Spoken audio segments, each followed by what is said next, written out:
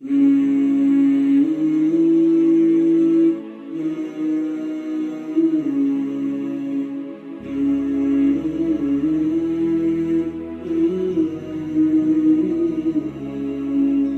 علیہ السلام کے بعد شیس آئے، اور پھر شیس کے بعد ان کے بیٹے انوش آئے، اور پھر ان سے قینان، اور پھر ان سے مہلائیل، اور پھر مہلائیل سے یارد، اور پھر ان کے بیٹے تھے خنوخ، اور خنوخ وہ ہیں جنہیں ہم ادریس علیہ السلام کہتے ہیں۔ اس طرح ادریس علیہ السلام آدم علیہ السلام کے چھٹے پڑپوتے تھے۔ وہ صدیق تھے، سچے، اور وہ نبی تھے، اور ہم نے انہیں بلند مقام پر اٹھا لیا۔ اور وہ تب پیدا ہوئے جب آدم علیہ السلام ابھی زندہ تھے، اور وہ ان کے آخری سالوں کے دوران موجود تھے، ان کے آخری زمانے میں، اور وہ نبی نہیں تھے جب تک آدم علیہ السلام فوت نہیں ہو گئے۔ وہ کہتے ہیں کہ ادریس علیہ السلام کا قد دراز تھا 60 کیوبکس، اور جب وہ چلتے تو ان کے قدم لمبے ہوتے اور وہ اطمینان سے چلتے تھے۔ وہ کہتے ہیں کہ وہ بہت کم بولتے تھے، بس تب جب وہ بولنا چاہتے تو وہ بہت اچھا فائدے کی باتیں بولتے، اور ان کی خاموشی سے بھی حکمت ظاہر ہوتی۔ اور یہ ان کی فطرت نہیں تھی کہ مسلسل اوپر دیکھتے، وہ نیچے دیکھنے کے عادی تھے، جیسے کوئی شخص مسلسل سوچ و فکر میں رہتا ہو۔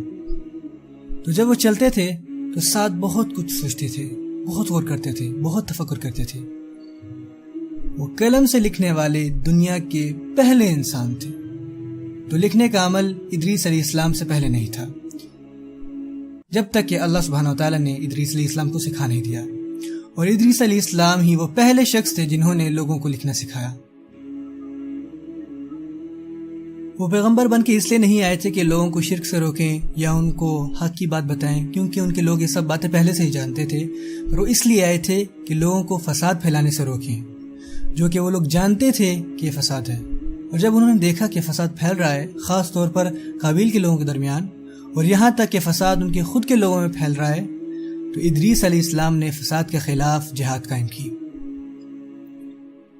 اور انہوں نے گھوڑ سوار اور پیادوں پر مشتمل سپاہی تیار کیے جو قابیل کے لوگوں کے خلاف اور قابیل کے لوگوں کی خرابی اور فساد کے خلاف لڑ سکیں، اور اللہ سبحانہ وتعالی نے ادریس علیہ السلام کو کامیابی عطا کی۔ آپ صلی اللہ علیہ وسلم جب آپ اسراء اور معراج میں تشریف لے گئے، آپ صلی اللہ علیہ وسلم ہر آسمان پر پیغمبر اور نبیوں سے ملے، اور وہ ادریس علیہ السلام سے چوتھے آسمان پر ملے۔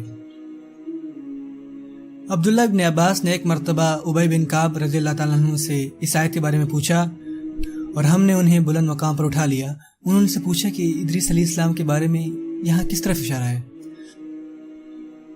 تو ابی بن کعب نے فرمایا کہ اللہ سبحانہ وتعالیٰ نے ایک دن ادریس علیہ السلام کی طرف وحی بھیجی کہ اے ادریس، تمام اہل دنیا جس قدر روزانہ نیک عمل کریں گے ان سب کے برابر میں تمہیں ہر دن اجر دوں گا۔ تو سیدنا ادریس علیہ السلام جب یہ سنا تو انہیں خواہش ہوئی، اور وہ بولے کہ اگر ایسا ہے تو میں اللہ سے درخواست کروں گا کہ میری زندگی میں اضافہ کر دیں، تاکہ میں اس قابل ہو جاؤں کہ میں اپنی زندگی میں مزید اچھے کام کر سکوں۔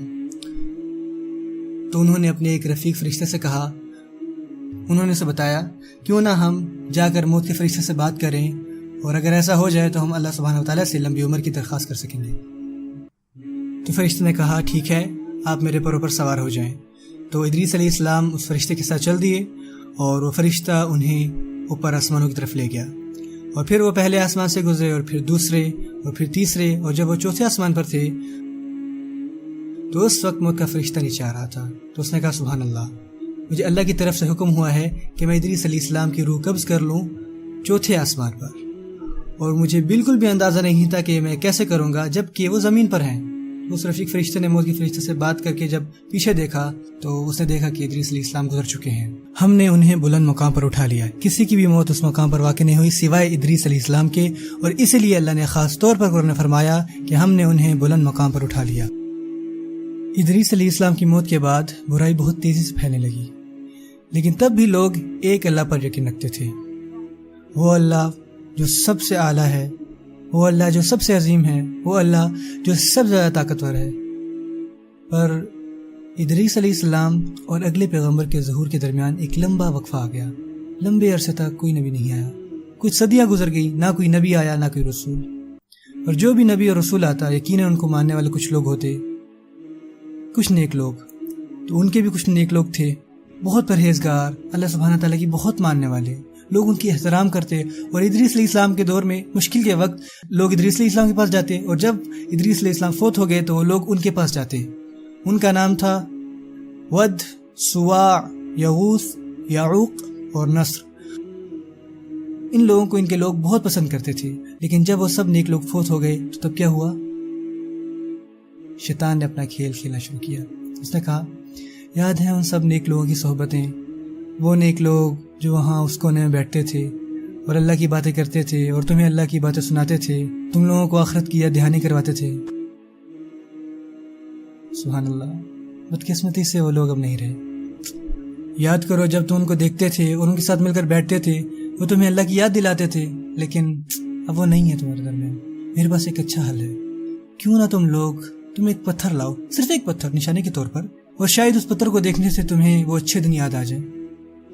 تو لوگوں نے اسے قبول کیا کہ ہم کون سا کوئی غلط کام کر رہے ہیں، ہم تو ابھی بھی اللہ پہ یقین رکھتے ہیں، ہم نے کون سا پتھر کی پوجا کرنی ہے، یہ تو صرف ہماری یاد دہانے کے لیے ہے. اور اس نسل نے یہ بات مان لی. وہ اتنے سمجھدار تھے کہ اس گہرائی میں نہیں پڑے. لیکن جب وہ نسل ختم ہوئی اور اگلی نسل آئی جن کو اس کی تاریخ کے بارے میں نہیں پتا تھا، کہ وہ گمراہی کی گڑھے میں گر گئے. اور شیطان ان کے پاس آیا اور کہا اس پتھر کی تمہارے باپ دادا عبادت کرتے تھے، یہی وہ پتھر ہیں جو تمہیں اللہ کے قریب کریں گے. یہ پتھر ود کی نشانی ہے، یہ پتھر سوا کی نشانی ہے، یہ پتھر یغوث کی نشانی ہے. اور ان نیک لوگوں کے نام آپ صلی اللہ علیہ وسلم کے وقت تک زندہ رہے. اور دوسری نسل، تیسری نسل کے بعد لوگ ان پتھروں کی عبادت کرنے لگے اور یہ یقین کرنے لگے کہ یہ پتھر انہیں اللہ کے قریب کریں گے. پھر ایک اور نسل گزرنے کے بعد انہوں نے کہا ایک سادہ پتھر زیادہ اثر نہیں رکھتا، یہ اتنا پر اثر نہیں ہے. انہوں نے سوچا کیوں نہ اس پتھر کو خوبصورت اور بہتر بنایا جائے. تو انہوں نے مٹی اور کیچڑ سے انہیں مجسمے اور مورتی میں بنانا شروع کر دیا، انسانی جسم کی طرح پتھر تراشنا شروع کر دیا. اور پھر لوگوں نے اللہ سبحانہ و تعالیٰ کی بجائے ان بتوں کو پوجنا شروع کر دیا، اور اسی طرح شرک پھیلنا شروع ہو گیا ادریس علیہ السلام کی دنیا سے جانے کے بعد. اور پھر شرک پوری دنیا میں پھیل گیا کہ اس زمین میں لا الہ الا اللہ کہنے والا کوئی نہیں رہ گیا سوائے نوح کے علیہ السلام.